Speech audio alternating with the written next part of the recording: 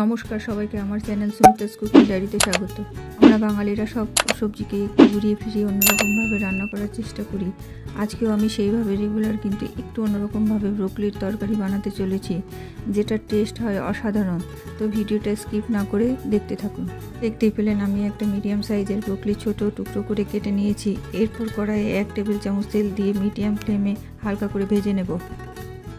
তারপর ছোট টুকরো করে কেটে রাখা দুটো আলুকেও ভেজে নেব।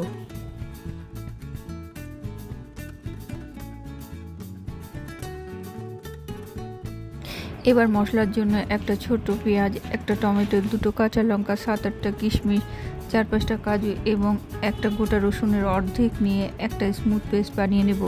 চিনি অ্যাভয়েড করার জন্য আমি এখানে কিশমিশের ব্যবহার করেছি, আপনারা চাইলে নাও করতে পারেন।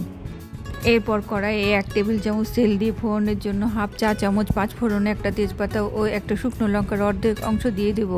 এবার একদম ছোট করে কেটে রাখা পেঁয়াজ দিয়ে গোল্ডেন ব্রাউন করে ভেজে কিছু রেগুলার মশলা যেমন স্বাদ অনুযায়ী লবণ, 1 চা চামচ হলুদ, হাফ চা চামচ করে জিরে গুঁড়ো, ধনে গুঁড়ো ও গোলমরিচ গুঁড়ো দিয়ে দেব। এবার ভালো করে কষিয়ে বেটে রাখা মশলা দিয়ে দিতে হবে।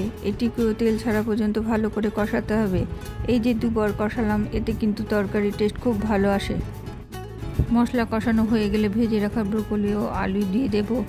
এরপর ভালো করে নেড়ে চেড়ে মশলার সাথে মিশিয়ে 1.5 কাপ মতো জল দিয়ে দিয়েছি।